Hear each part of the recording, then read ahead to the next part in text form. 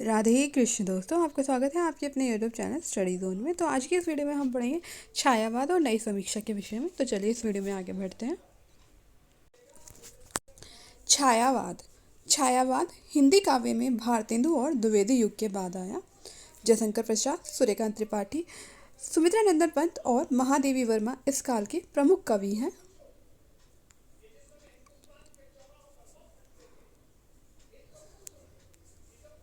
छायावाद के परवर्ती एक अन्य प्रकार की स्वच्छंदतावादी राष्ट्रवादी काव्य प्रवृत्ति विकसित हुई, जिसमें यौवन और मस्ती के गीत गाए गए। इसकी शुरुआत हरिवंश राय बच्चन की मधुरता से हुई। यह काव्य प्रवृत्ति भी मूलतः रोमांटिक ही थी, किंतु इसमें हृदय की सहज अनुभूतियों की अभिव्यक्ति पर छायावाद की अपेक्षा अधिक बल था।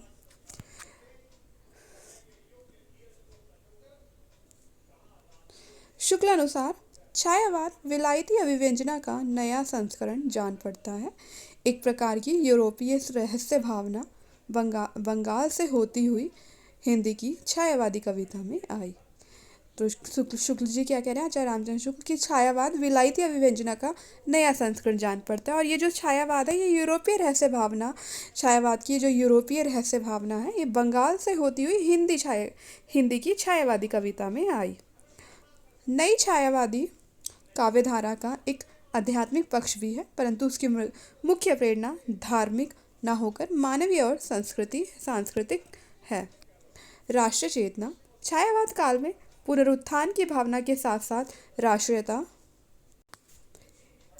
की भावना भी प्रबल रही। क्या कह रहे हैं, जो छायावाद में है, राष्ट्रीयता की भावना वो भी प्रबल थी। छायावादी कवियों ने साम्राज्यवाद के विरुद्ध देश प्रेम, जागरण तथा आत्मगौरव के गान गाए। रहस्य अनुभूति। छायावादी काव्य में रहस्य अनुभूति के प्राथमिक स्तर ही मिलते हैं।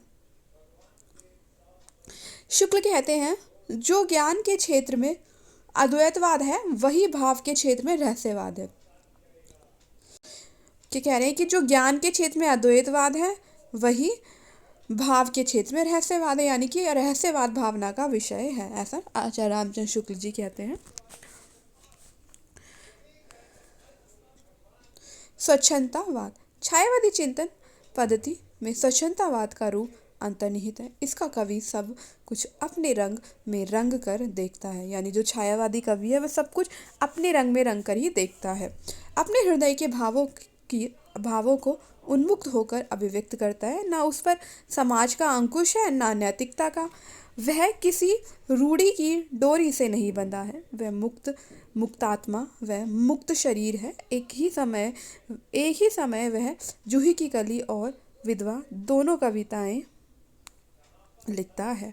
छायावादी भावुकता और कल्पना में अभिन्न संबंध है। क्या कह रहे हैं, जो छायावादी भावुकता और कल्पना है, इसमें एक अभिन्न संबंध है। जो छायावादी कवि है वो अपने रंग में रंग कर ही अपने अनुसार ही कविता लिखता है।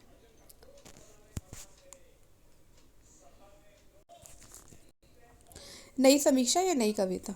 नई समीक्षा की शुरुआत पहले अंग्रेजी साहित्य में हुई है। नई समीक्षा 20वीं शताब्दी में अमेरिकी साहित्य में आलोचना की एक प्रमुख प्रवृत्ति के रूप में उभरी।